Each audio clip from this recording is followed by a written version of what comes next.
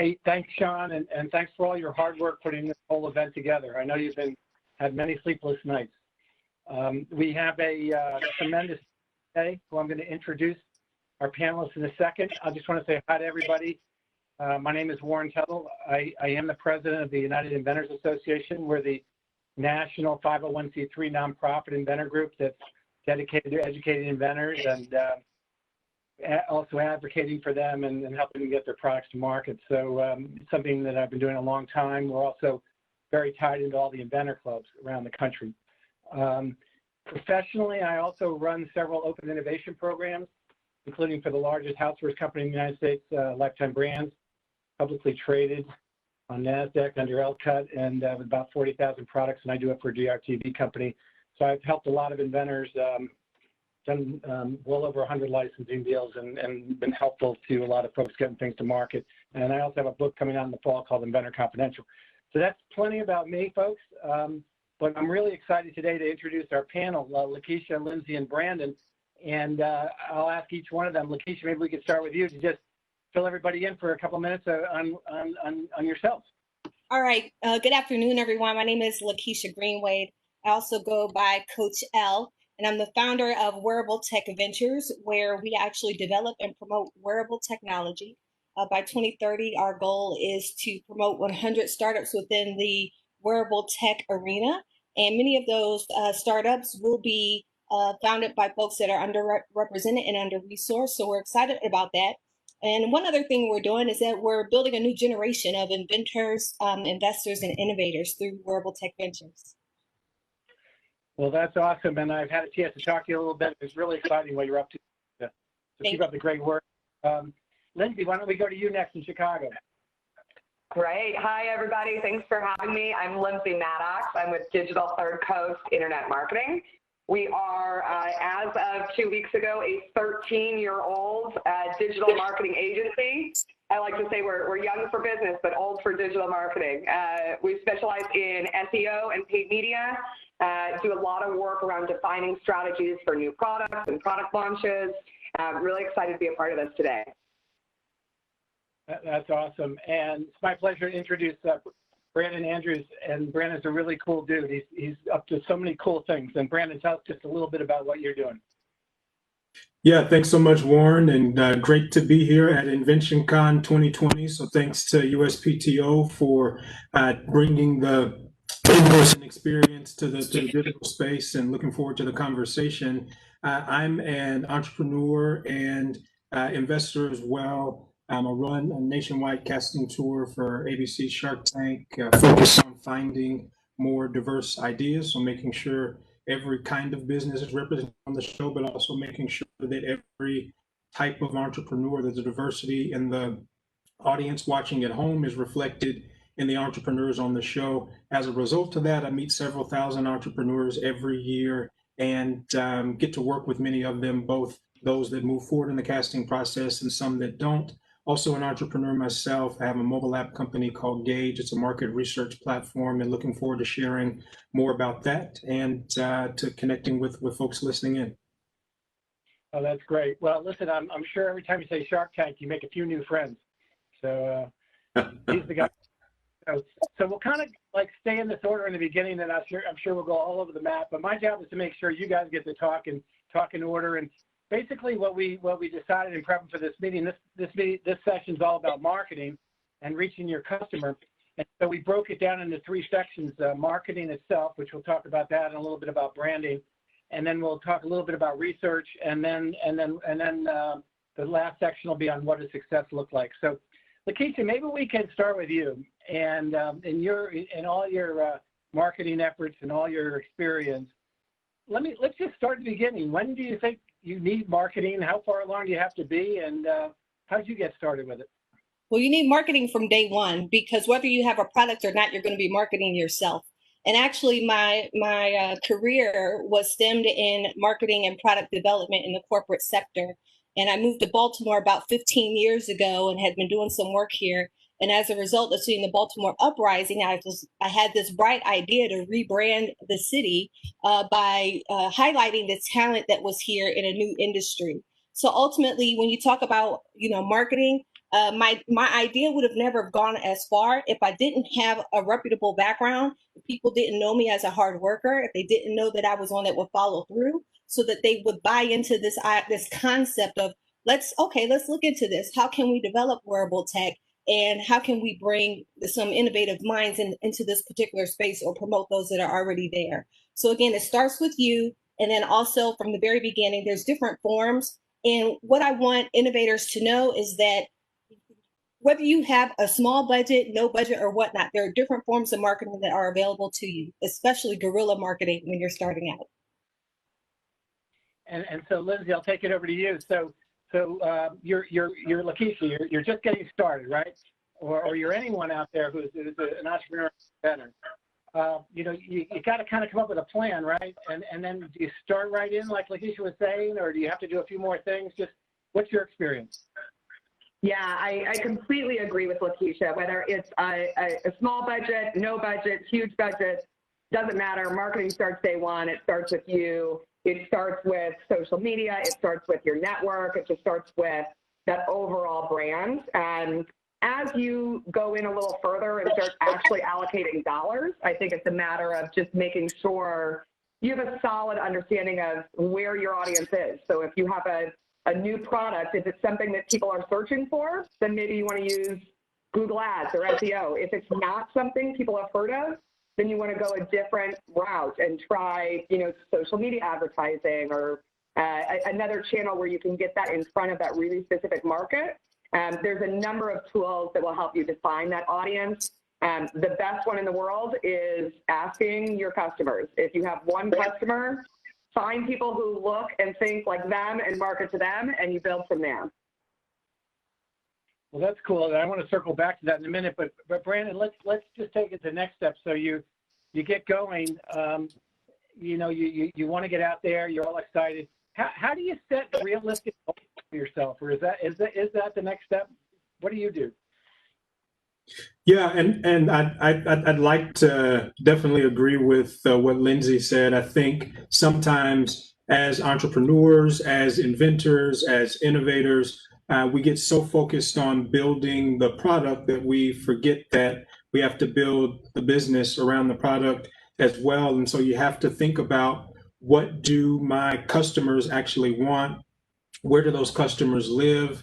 What do they do? How do they engage with content, whether it's digital content or content in another space? And your goal should be aligned with customer engagement, because it's not about getting a viral video. It's about getting the message to the targeted group of people that are most likely to support the business. So the people that have the problem that you're solving, or the people that are looking for the product or service that you're providing. And so in terms of metrics for success and in terms of setting goals, it should be, one, how can I through marketing, figure out what my customer profile is? How can I refine that profile? And then from there, it's how can I best reach this group of people that this data has told me are most likely to support my business. And so everything from an entrepreneur's perspective needs to be customer focused from as early on as you can do it. Again, I know it's hard to balance that sometimes because you're focused on creating this innovation, creating this product or service, but ultimately, in terms of sustainability for the business, it has to be about the customer in terms of what the goal should be. So LaKisha, this is all great stuff. But you guys are all experts, okay? Or you become experts in time. LaKisha, go back to those early days. How does, if someone doesn't know as much as you guys know now with all your collective experience, do they need to hire someone like yourself? Do they need a partner? I mean, can they do it on their own? What do you think? Great question. I think one of the things that might make us an expert is, one, doing it over time, but also learning how to fail fast. And so I think it really helps to reach out, to one of us that's here on this particular forum. If you're thinking, you know what, I really don't know what I'm doing. I need some help. Let me tell you this, as a solopreneur, having been a solopreneur and having grown, it can be extremely overwhelming. And particularly with the demographic that I serve, a lot of my founders may still be working another job. They're juggling family, multi-generations or whatnot. And then especially if you have invented the particular product, it's a lot. And a lot of people may not understand that whole marketing mindset. So I'm a true advocate of finding someone to work with. And again, early on, going to that budget thing, just being totally transparent, just being very real, especially in this economic climate. Find a way to make it work, whether you're bartering or finding some other way to work with that professional, or fundraising so that you can make sure that you have the proper marketing dollars to launch appropriately. So we'll continue that theme, Lyndsey. So how do you know what's the right amount to budget? I mean, you look in your piggy bank and see how much money you have, or do you project out, potential revenues? Is there a scientific way of doing it? How do you figure out the money angle? I mean, I think the piggy bank is part of it, right? You can't spend more than you have. So part of defining the budget is what's available here, and what level of risk are you willing? Sorry? If you think that's true, that you can't spend more than you have, you don't live in America. No, I'm sorry. I think there's always ways to raise funds, right? So I think that's part of any entrepreneurial venture. That's part of the challenge, and in some ways that's part of the marketing challenge is getting those funds in place, and then knowing what you're comfortable risking. I think that's important as well. Some people have a higher tolerance for risk than others. That said, if you look in the piggy bank and there's $100, I don't recommend putting all $100 into one ad platform and expecting magic, right? You have to be realistic about what can be done with your budget. Google ads, Facebook ads, all of these different platforms have tools to help you understand what your reach can be with your spend. You can look at different audiences, different keywords, kind of understand what it would take, and then match that back to what you're willing to spend and see if it's a good fit or not. I tend to agree with LaKisha. This is totally possible to do on your own. It's also really, really easy to spend a lot of money and get no results if it's not something you've spent a good chunk of your life doing before. So, whether it's guerrilla marketing or paid advertising campaigns, there's a lot of different avenues you can go. Defining the budget, ultimately, I think if you have a measurement plan in place so that you have some defined metrics around what is a customer worth, what is their lifetime value, what am I willing to spend to acquire them, so that you have a target CPA or cost per acquisition, and then start testing these different channels. And pretty quickly, with digital at least, you'll be able to collect enough data to say, I can do this within my target CPA, or I cannot, and I need to change streams or adjust course somehow. I think that having someone, by your side to help you do that is generally a good idea, so that you don't waste money. I have worked in Google Ads accounts now for 8.5 years. I have to date never seen one that doesn't have some amount of waste. It's too easy to spend money in there. What you hire a marketing consultant to do is eliminate as much of that waste as possible and focus on driving real value with the dollars you do have to spend. Cool. So Brandon, in your experience and maybe with your company Gauge, do you work with individuals? By the way, I would think that if someone came to you and you were able to get them on Shark Tank, that'd be a pretty good way to start getting the message out pretty effectively. But short of that, do you work with individuals, and do they need inventory on hand if they have a product that they want to sell in the market, they want to take it to Amazon, that type of thing? Have you had experience in that type of launching a product type thing from the ground up? Yeah. So let me take both parts of that. One, for Shark Tank, yes, getting your product or service, getting your business in front of 6 million, sometimes more than that, households on a Friday or on a Sunday evening when a new episode airs, it's an incredible marketing opportunity. However, if you want to get on Shark Tank, you have to actually be interested in getting a deal with the sharks. Now, there's a benefit to being on the show, even if you don't get a deal, but we make sure to put entrepreneurs through the ringer and really only bring people on the show that are actually interested, as far as we can tell anyway, in actually getting a deal and not just looking to get a commercial on ABC.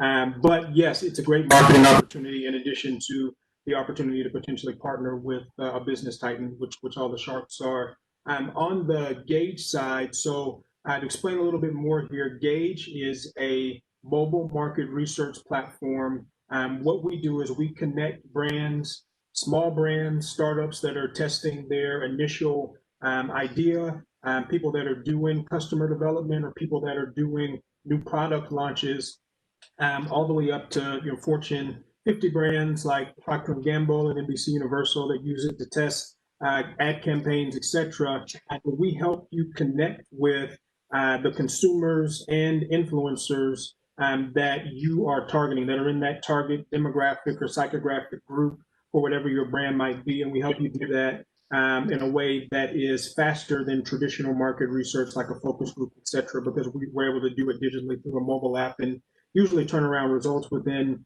72 hours, which is much faster than the traditional process.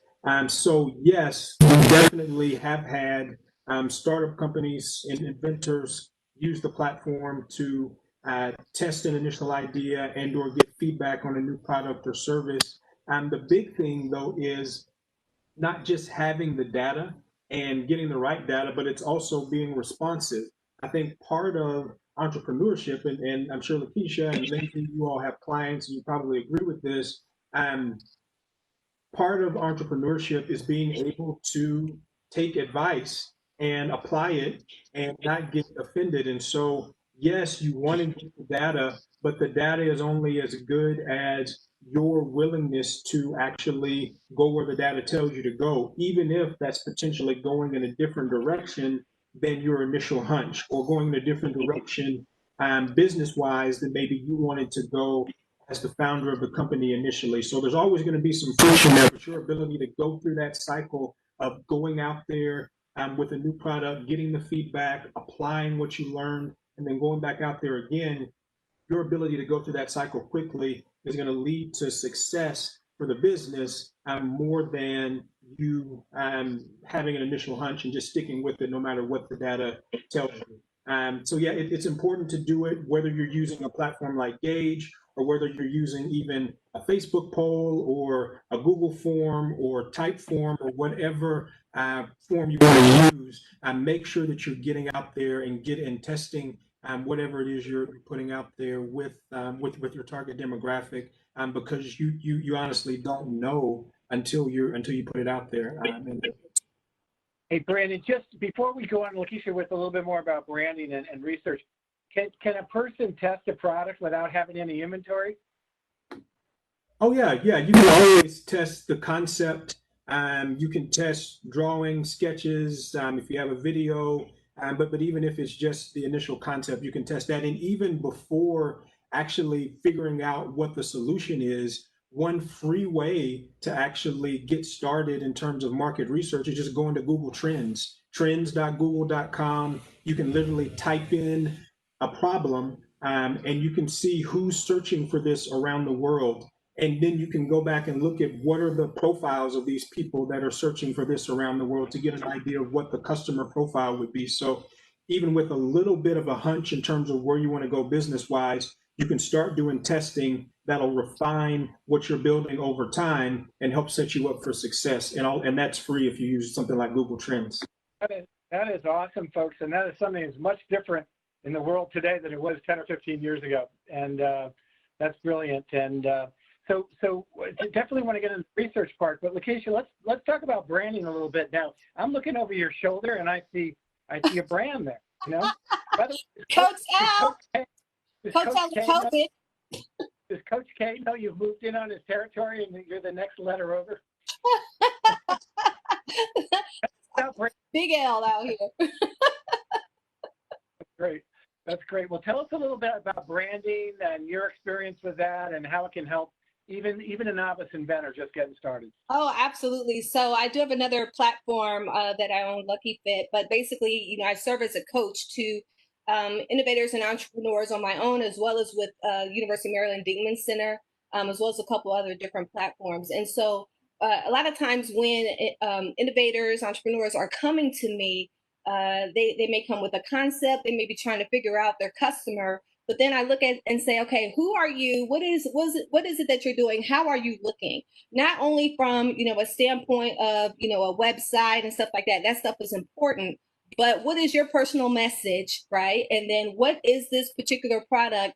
What's the message, or how do you want this to iterate with the particular customer? How do you want them to feel? And long term, what's the goal? So it's really using the data to assist with these particular decisions that drive emotions and drive consumer behavior, so to speak. Right. So continuing on that theme, Lyndsey, with brand, I think Brandon said something before about, you have to look at the data and the facts. I think in coaching terms, LaKisha, tell me wrong, you are your record, right? You can't make it up, right? So tell me about brands, whether people feel they're on the right track, if there's feedback they can get. Sometimes inventors get married to a name. I get more submissions when people already have the name registered, and it doesn't even have any awareness yet. So how does someone know when they have the right brand, and what type of feedback people are looking for? Yeah, I think that's a great question. And, I'm not a branding expert, right? There's a lot of people who have a ton of expertise in the space, but what I will say is that regardless of that brand, you have to have consistency. So Google is now estimating that there are 21 touch points that a consumer has with a brand before they take any action. So those could be on social media, those could be in a store, they could be any number of places. The consistency is critical, or it's not going to be sticky enough for it to stay with a consumer. I think one of the biggest indicators that a brand is succeeding is repeat purchasing, referrals, network. So one customer staying with you forever or referring their friends or family. The business will grow when the branding is properly in place and is establishing that loyalty and true connection with a consumer. We all tell each other our favorite products. We all tell each other our favorite new things.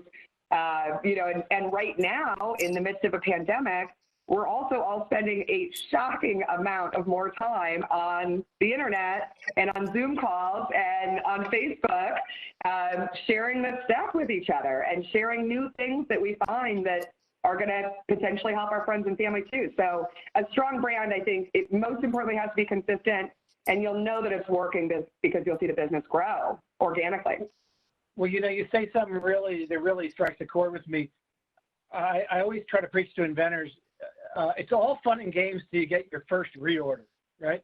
So you spend all that time developing a product, you spend all the time getting to market, maybe even license it to a large company. But until someone puts it out and someone pays for it and they sell enough goods to get a reorder, that's when the game begins. That's when you're allowed to finally go out to dinner and celebrate, right? Would you agree with that principle? All right. Well, I think that's what you're talking about. Brand has to resonate. Absolutely right. Reorders and that constant re-engagement. I don't think there's a better compliment to business than someone who's used your product and wants another one, or wants to buy it for someone else or recommend it to someone else. That's absolutely time to go to dinner and celebrate. Yeah. But Brandon, like you were saying, you really got to look at the facts, and you got to be, all you inventors out there, you can't, you can dream a little bit. That's okay to dream, but I always say if you dream, you got to be asleep. So, try to wake up and look at the numbers around you and really the data that comes back. So, Brandon, I want to give you, I want to get into research because you brought the topic up, and I want to segue into that. But since your root name is brand, I want you to just talk about brands for a second too. Yeah, I definitely agree with Lyndsey that the most important thing with branding is consistency. I also feel like we would be remiss if we didn't say, as you're thinking about branding, once you decide on something, make sure that you're doing your basic level of protection. Since we are at a USPTO event, make sure you're doing your copyright, make sure you're doing your trademark, patents and stuff. That's a little bit farther down the road, but everybody should be doing their patent and trademark stuff. And if you're not doing it yourself, which you can, very often the folks that are on Fiverr or on the design websites, they'll actually, for an additional charge, just file the copyright, file the trademark as well for you. And so no excuse for not having taken that basic step with your brand. But in terms of branding, consistency is important. You want to have something that resonates, whether it's something that evokes the product or service that you're offering, or if it's something that's a little bit more abstract and that you can kind of build your own brand story around. You want to make sure you have something that resonates. And then also, I know that for some inventors, some entrepreneurs, you want to take a backseat to the business, but thought leadership on your part is incredibly important. Your personal branding is incredibly important. And so it's another thing, it's another layer, but it's a really important thing to not only have a great business presence, but also have a consistent personal presence and personal brand, because all of that is going to help build the case for your product or service being the market leader versus someone else's. I love that term, thought leadership. I'm officially stealing it from you, unless you registered it. Cool. Well, let's switch now into research, so we can spend the next 5 or 10 minutes on research, because I know that was when we prepped. That was a big part of this. Brandon, tell us a little bit about what that means as you're moving ahead, and how you go about it. You want to start with that, and then we'll move around the table. Sure. I think you want to make informed decisions. So there's part of business that is very personal, and that involves very often you as an individual person having a problem and coming up with a solution. Very often it's a problem that you had personally. So there's a personal piece to that, and you're kind of moving off a hunch that if I have this problem, it's very likely that other people like me around the world, because the human experience is so similar. I know a lot of time we focus on our differences, but so much of what we experience day to day is similar. If someone has this problem, if you have the problem, it's likely that a lot of other people have it as well. But successful entrepreneurs can move from, okay, I've identified this problem and I've created this solution and I have some kind of personal connection to it, to, okay, where do I need to take this to actually build a successful business? And so building a successful business means going where the data leads you. And a couple of things here: you can't go where the data leads you if you're not collecting data, which means, again, to the points LaKisha and Lyndsey have made, you got to get out there early and often, making sure that you're talking to potential customers, getting your testing done. But then you also just have to actually do what the data tells you to do. And sometimes that's why it's important to work with somebody like a LaKisha or a Lyndsey, because they'll be able to give you that extra push to actually do what the data says, versus moving on the hunch that you had, which is the way you started the business, but it's not the way that you want to run the business and scale the business over time if you want it to be successful. That's awesome. And so, LaKisha, maybe you could either provide a personal example, or maybe one that you've read about that sort of points out the value of research, or generally just describe where people head. Absolutely, and I'm so glad we brought this up. Basically, in Wearable Tech Ventures, we have founders that are covering many different industries. And amongst those industries, their customers could vary from a corporate client to a healthcare client to you and me on social media. So as a result of that, when they come to us, basically we're looking and saying, okay, how are you positioned right now? Basically looking at their research and saying, okay, is this really a right fit, or is there another use? And then also looking at, all right, how much are you expecting to make? And what is your process for the sale? Is this really appropriate for the avenue that you're targeting, whether it be that corporate client or whether it be, you and me online? So just asking some of those basic questions is helpful. But then also, traction tends to be, the keyword traction tends to be a challenge for a lot of new innovators when they're bringing a product to market.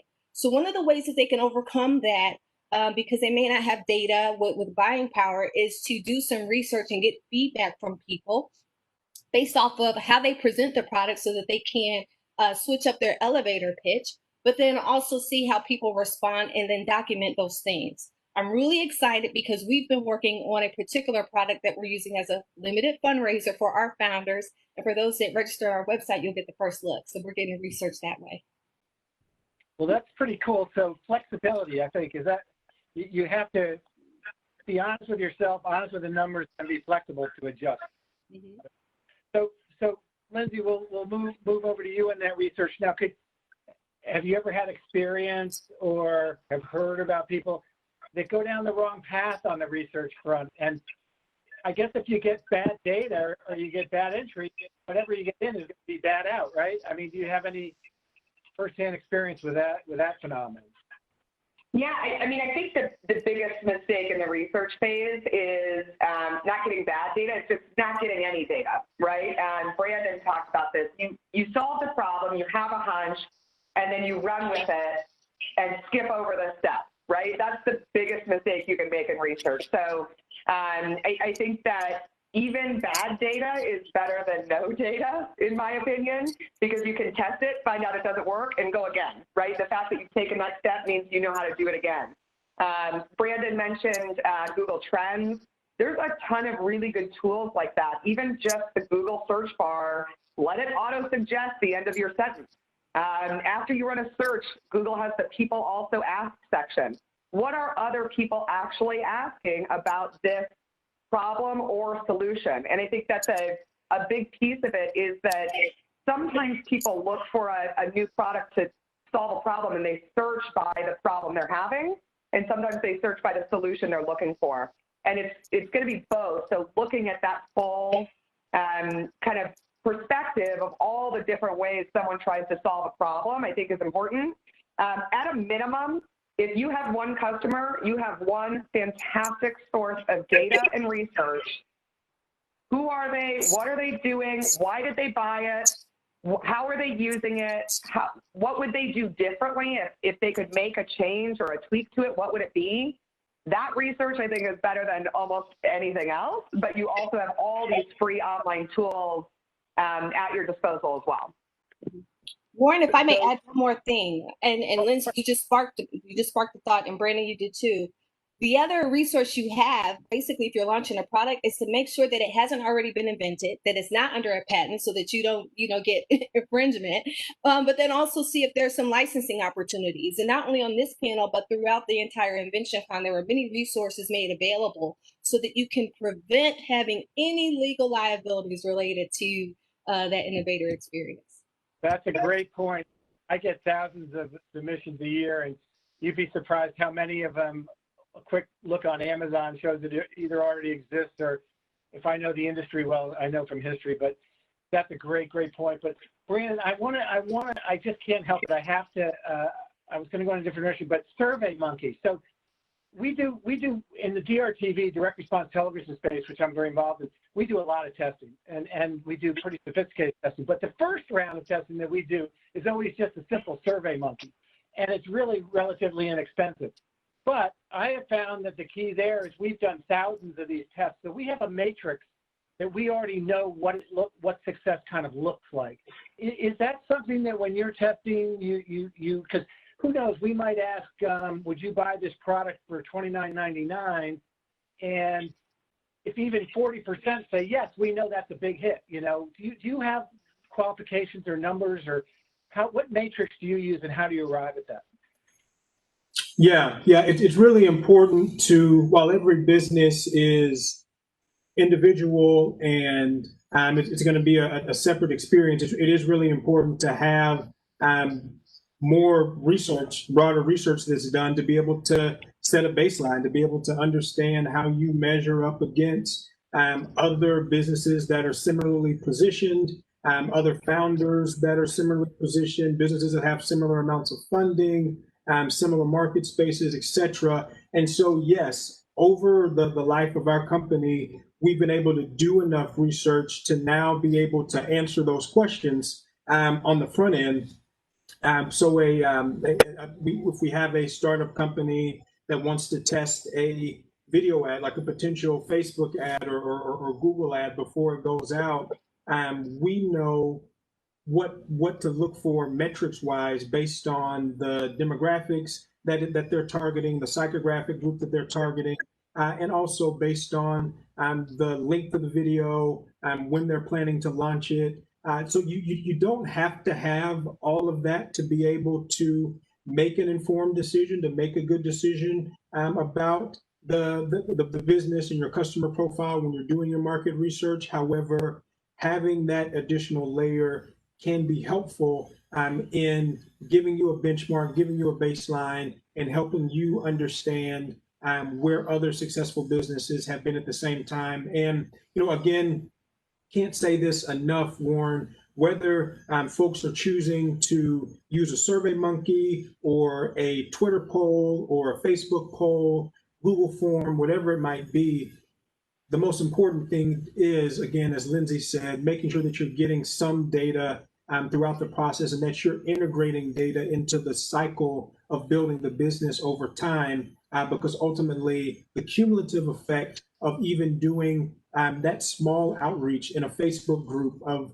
potential likely customers, that research that Lyndsey spoke of, where you're looking at the Google searches and looking at the other things people are searching for, because that can very easily be taken, can help inform your keywords that you're using for your thought leadership personally, and or for any content marketing that you're doing on your platform as part of your business's overall marketing strategy. And so again, no matter what platform you're using, just make sure you're doing something. And then when you're ready to make a decision, or if you feel like you need some help, you can certainly reach out to one of us as an expert in the field. Yeah, well, it's a good case for, that's an excellent point, that if you have benchmarks or an understanding of what success looks like, that's a really valuable thing for inventors and folks out there. You should know if you use someone. I also say SurveyMonkey is kind of cool when, after all the data and numbers, you get a couple of hundred comments from customers, and they can't help but write in this or that. When you read through them, especially very quickly, sometimes they point out some things that you might add and features that you might add to your product. So it's very, very valuable. And this is a great group. And so let's come back to our last arena. LaKisha will move around and you will go around again, of remember we were talking about, is what does success look like, right? And now you've been invested, you're on your way, and so forth. So tell us a little bit about that, or maybe personal experience of when you started to get feedback, and when can you start to get excited that you're getting the right feedback, or when do you pull the plug, for that matter? Great question. Well, I want to provide a warning to those that are watching today. Please don't measure your success by anyone else's, especially if you're doing something totally brand new, because it can be, just being transparent, a very frustrating and trying experience, being an innovator. The other thing I would say is that you need to define your own success, but there also should be some accountability as you are moving towards success. So it's helpful to have someone to say, all right, I know you could put a little bit more into that. Let's move a little faster. Or maybe you can, gain traction a little bit more in this particular way. So ultimately, identify your particular goals, your ultimate success factor for yourself. Include some accountability so that you can achieve that, and then go from there. I can tell you, when I first launched this whole wearable tech platform, I thought my success was that, hey, I garnered Beyonce's fashion director at the time to be my keynote speaker for my inaugural expo. Well, I lost so much money on that event because it was my first time, doing something like that in a new city, just based off of some contract negotiations that fell through, in Baltimore, and just some people just being crazy. So although, I was able to get this big name person, some things fell through on the logistical side, where I was like, okay, we need some PR people, to help us with this particular thing in the future. So I was able to look at that and say, all right, I know that there's value in this particular concept. It can be used on a higher level. There are some folks that have been in this particular realm that are interested in seeing it go further, but there's some things that we have to do to educate on what's in it for the general public, basically. And so that was a success for me, in the sense that I was able to fail fast, but also able to identify some key influencers that were interested in this particular space, and it gave me the strength to go on and gain additional corporate sponsorships. So you would say that you've learned a few things along the way. Is that what you? Absolutely. And I think that's a really important lesson for inventors. The longer you're in the game and the more you learn, the smarter you become through experience. So Lyndsey, just moving over to success look like. A lot of inventors tend to get emotional. They fall in love with their product. They go all in. I've had many discussions with inventors over the years who have spent tens of thousands, even hundreds of thousands of dollars, and have you witnessed experiences like that where people go all in, and what's your advice to people as far as checking their emotions at the door? And again, in terms of the general picture of what does success look like? Yeah, Inventors and I have that in common. On the emotional scale, I'm pretty much always at a 10. It's just sometimes really happy and sometimes really sad. So I believe that passion is what fuels entrepreneurship and fuels business. But you do have to be able to take a step back and look at it with some level of rational, logical thought. So I think that having a plan and having goals set, like LaKisha talked about, it's really important. And if you don't know where you're going, then how will you know when you get there, right? So I think having some defined metrics, and ultimately that metric is revenue. Nobody started the business just for like something to do, right?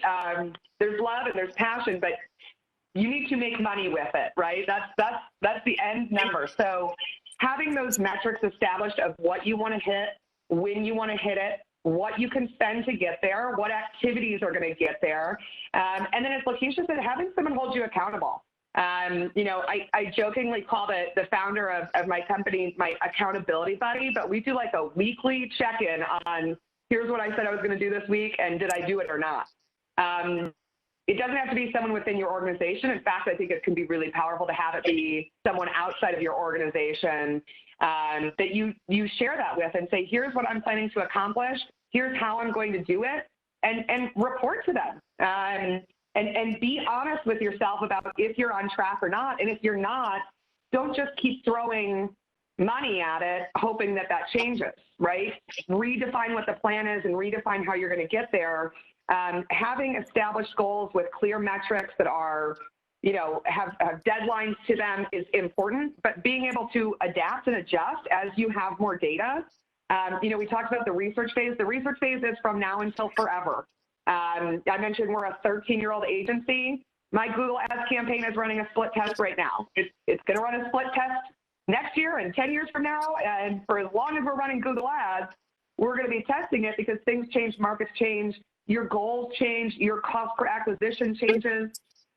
As you have more and more data, just continue to adjust and adapt. I think that's the part of disconnecting from the emotional side. Don't lose a passion for your invention, your product, your business. Keep that passion alive, but look at the data for what it is, rationally analyze it, even if it goes against what your original hunch was. Use it to adapt and adjust and continue to grow over time. I think 2020 is a perfect example of you better be willing to adapt. Well, I love that term, accountability buddy. I wish I had one of those when I was younger, when I was in college. Oh, big time. So, Brandon, when you get a client, this is a meaningful question to me. It's kind of a personal question because this is what I deal with all the time. But they clearly has no idea what they're doing, and clearly are in over their head, and clearly are an emotional inventor, and they've invented something that maybe is already out there, or you're just not getting the right vibe. Because I always analyze both the product and the person, And sometimes inventors get a little emotional over the edge. Do you ever say to them, hey, bud, you're just not ready right now, I'm not taking your money? Or how does that work ethically? Yeah, I think you want to, as someone who works with entrepreneurs, who works with inventors, you want to put people in a position for success. And if you don't feel like you can do that, then I think you do have a responsibility to share that with whoever has sought you out for assistance, and there's many reasons why that relationship may not be best. It may be just because personality-wise, you're not working well together. It could be the way in which you work or communicate isn't working. Or to your point, Warren, it could be that someone doesn't take business advice. They don't take constructive criticism in a way that's going to be helpful and allow you as an expert to put them in a position for success. I mean, very often we see it on Shark Tank. You'll have an entrepreneur, an inventor come in. They'll be very passionate. Passion is one of the top things we look for at our casting calls for Shark Tank. And they'll start pitching. The sharks will start asking questions, and the entrepreneur will either be a little cagey about answers, or when a shark says, "Have you considered doing this or considered doing that?" they will snap back with something that takes the conversation to an unproductive place. And so when those things happen, I think we do have a responsibility to not just take someone's money and run, but to say, okay, here's the issues with that I'm seeing with the way we've approached things to date. Here's what I think we could do potentially to solve it. And if ultimately a decision is made to not move forward with those changes, then it's best to just part ways professionally and potentially refer them to someone who else who may be able to help them, or to even say, to your point, Warren, maybe it would be better if you took a step back and allowed or either allowed someone from the outside to look at it with some clear eyes to make sure that you're not spinning your wheels or not spending your time doing something that might be unproductive.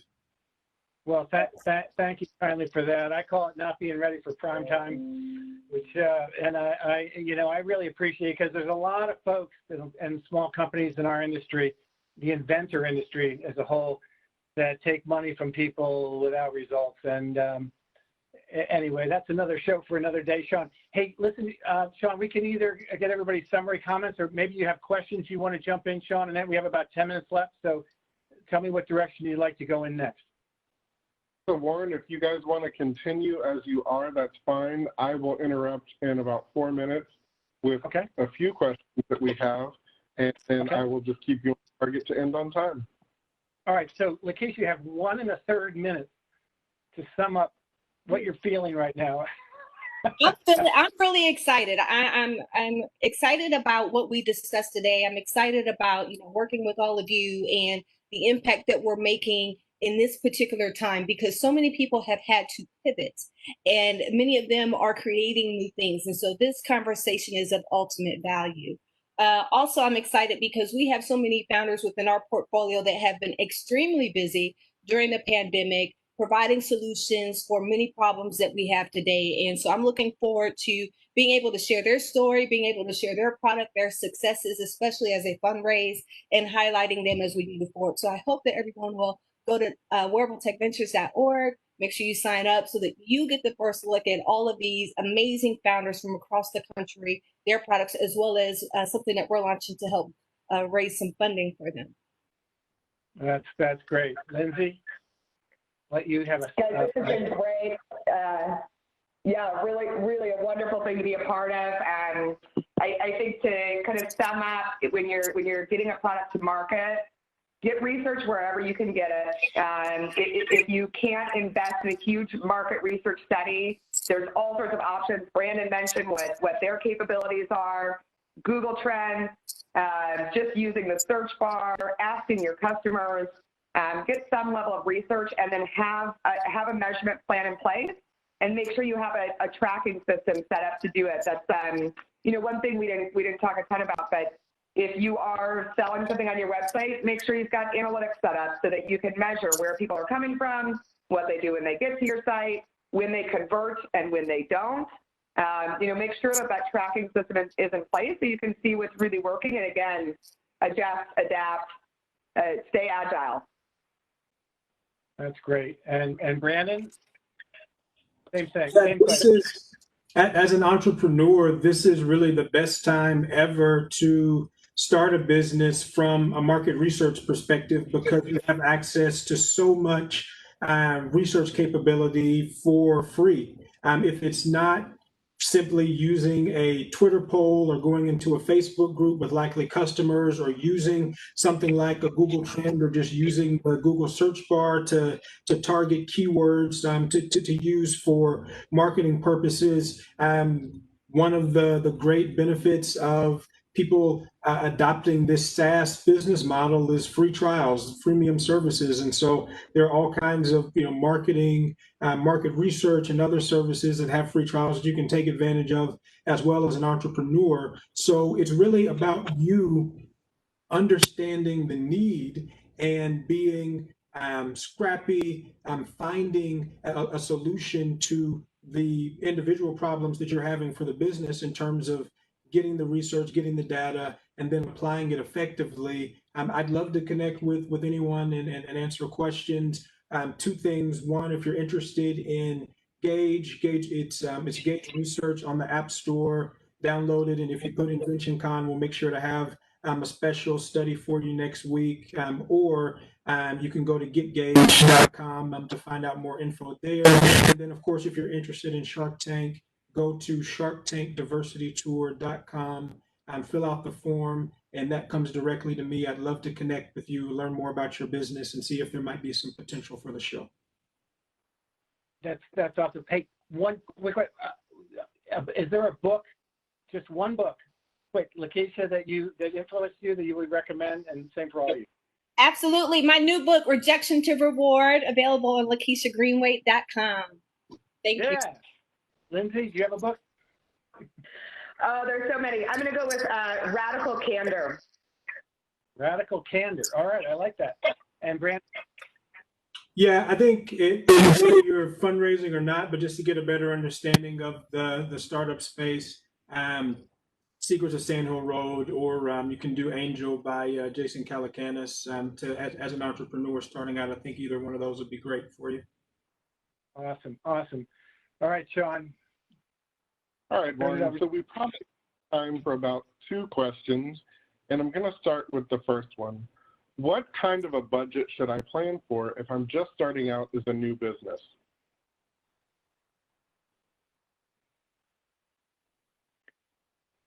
It's a good question. I mean, I think there's some studies in writing on this that you should use, 30% of your revenue. If you're brand new, 30% of zero is zero, right? So I think what it does come down to, like we kind of talked about, is what budget is available and what are you willing to risk? And what kind of market insight do you have about the potential return on that investment? There's no guarantee in any of this, right? But if you use averages and do rough math around, for example, in Google Ads, the cost per click, how many clicks is it going to take for someone to convert on your site? The average website converts at around 2%. And do some math around what it's going to cost to acquire a customer and how many you're looking to acquire, and define your budget in that way. There is no easy answer to that question. Unfortunately, I wish I could just say, like, it's $8,640, but every market is different, every product is different, every customer lifetime value is different. Ultimately, I think it is a bit of a personal decision on how much you are willing to risk and how long you're willing to risk for before you start seeing the return on that investment. So Warren, this question may be for you more so. Many thought leaders on licensing stress the importance of having a sell sheet to companies. What are your thoughts about putting your sell sheet on social media as a way to build up your product and get some feedback in the form of comments prior to pitching companies for a licensing deal?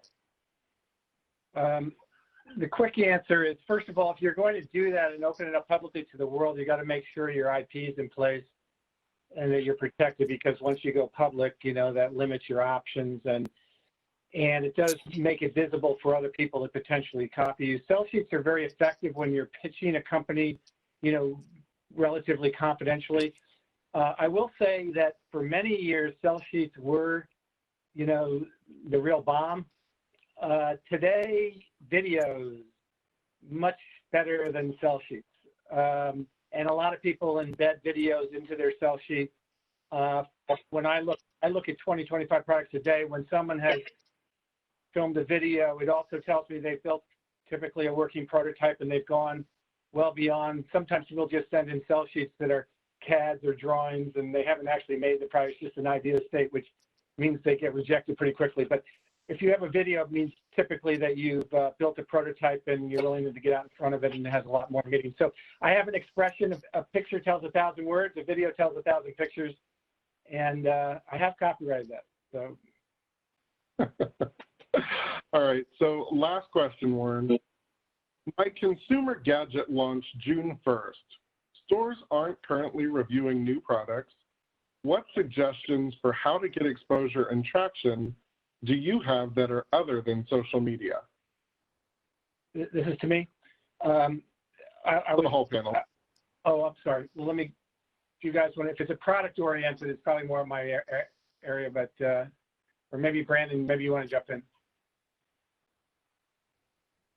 Yeah, I think the question I would have for that founder is, what have you done to build the community around your product or service? Because whether it's going to stores, whether it's finding people on social media, whether it's allowing people to buy your product or service via your website, those are all distribution channels, but ultimately the customer or the community is going to be the same. And so it's your job to build that community around your business. It actually links directly back to the conversation that we've been having about market research. If you understand who your customer is and where to find them, then the means by which you go by finding that customer doesn't matter as much as knowing who that customer is. And so you don't have to just use social media. We're in a pandemic, so you can't do in-person events, but being able to identify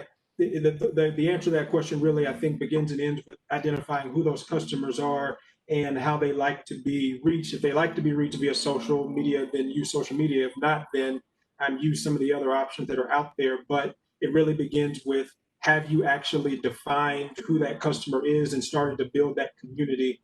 Because if you haven't, that community is what's going to lead to success for the business, not necessarily getting into retail and having a distribution channel without having an understanding of who you're distributing it to.